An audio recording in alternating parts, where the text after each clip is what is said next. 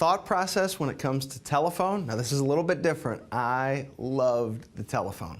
So my career actually started in Chicago, and I was a paper broker. And I'll never forget the first day I go in for training, and I meet with a gentleman named Floyd. And Floyd comes in, and he drops this big red book, and it was like this thick, and he says, pick a state.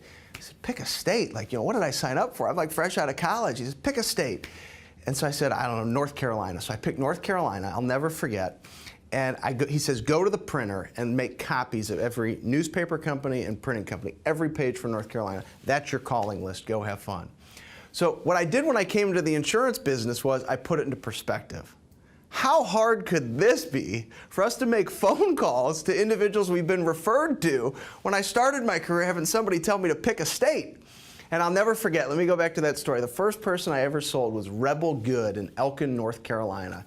And I sold Rebel Good truckloads of paper for his newspaper company for the 3 years that I was at the Evanston Paper Company. And I can share with you that to know that you can have a relationship over the phone, never meeting face to face, it was the perspective of knowing this really isn't so bad. And I think for all of us in our lives, when you think of phoning, think about just taking action. There are things you've been through in your life that are far worse than picking up that telephone. Yet we as adults, we build up in our minds these skyscrapers that I can't dial the phone, it's going to be so hard. And I think for you, it's just find that point where you just say, I'm going to take action. And don't worry about the results, just worry about having great energy and actually following through on the action of dialing the phone. And one more quick thing I'll share on Floyd. He taught me that first day in training. He said, people feel your energy through the telephone. And it was a great lesson. He said, if you're smiling, people feel it. If you're laughing, people can literally like feel your laugh as if they're right there in front of you. And he said, they also know if you're having a bad day. So if you need to take a pause and kind of reset or reframe your state to be a little more energized on the phone, typically that's a very important thing to do so that you're prepared to telephone. But I always loved the phone because I always put it into perspective. So when you prepare for phoning, and you have that moment where you're like, oh my goodness, here comes the call reluctance again. I do not want to touch this telephone. The telephone's been so bad to me. Remember, all you have to do is take action. And what I always encourage individuals to do that we coach is go back to a point in time when you were focused, confident, and in your ideal state with phoning. And sometimes it's as simple. We do this with professional athletes that we work with. We connect a professional athlete back to their ideal state when they were performing, they were confident at their highest level. It's the same for you on the telephone. Before you take your action, so before an athlete takes the field, before you pick up the phone, take a break. Take a deep breath, reset back to that point where you were confident about the phone, and it will give you that boost of energy to want to pick up the phone, forget about the call reluctance, just be active and enjoy the opportunity to meet new people. Because at the end of the day, if we don't dial, the business doesn't work. It's probably the most important thing you can do, aside from getting and asking for referrals, is actually dialing the phone.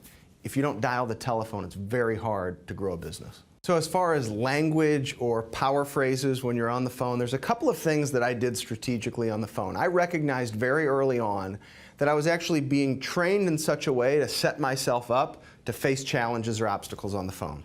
So what I'm referring to as, I was always taught when somebody picks up the phone, say, Joni, is it a good time to talk? And I thought to myself, why would I ask her if it's a good time to talk? If Joni picked up the phone, it's a good time to talk.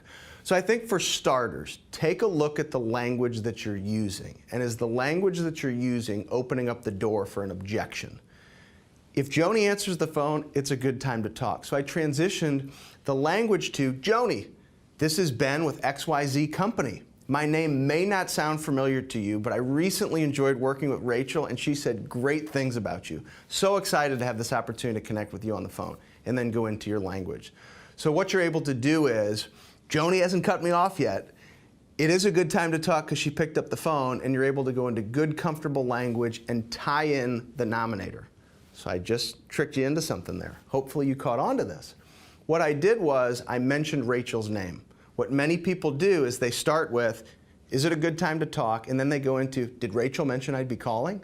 So I eliminated that as well, if you noticed. So what I would do is I would tie into Rachel had said great things about you. Rachel told me a little bit about your story so that Joni would know, how in the world did you get my number and why are you calling me? It was because of Rachel. So I think the more conscious you can be of the words that you're using and understanding that, it can be very, very powerful. And then I also loved using the words you, educate, and help. So if there's any way you can incorporate those words into your language, so the conversation's more about the person you're calling as opposed to, I have some great ideas, I have some great products, I want to come tell you all about me and my company. Do the best you can to make it all about the individual that you're calling, and I think that you'll see your call ratios in terms of set meetings will go way up. I loved when individuals would give me objections on the phone. And typically the ones we would hear are, I'm all set, everything's taken care of. It's always great because to me, objections are buying signs. So there's a little mental trigger for you. Think of objections as buying signs. Don't run from objections, run to objections.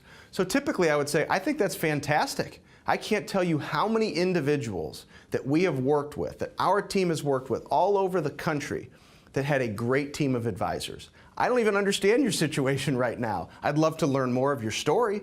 I'd love to hear more about you. I know Rachel said great things, and Rachel did say that you're a very diligent business owner, which leads me to believe that you have done planning. And in those situations, what we found in the past is we're able to become part of somebody's team in another area. I don't need all your business. I don't even know how I could help you, but I'd love to hear your story. How do you feel about getting together for lunch next week?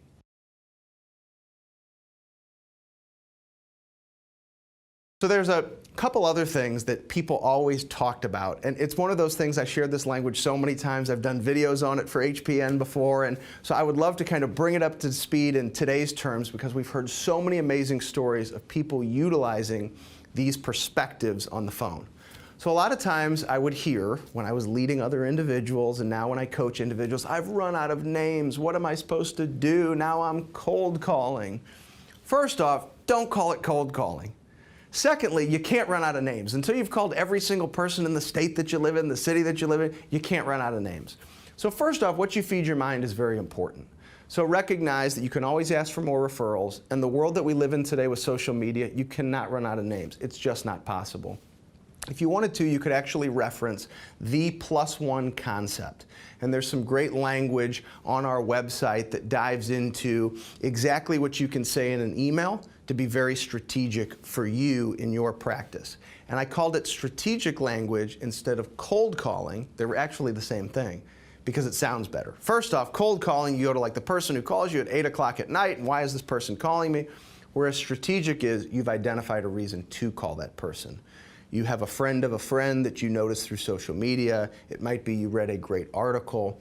But I think for all of us, to get rid of the objection that you've run out of names and find those strategic ways to never give up on your ability to continue to grow your market.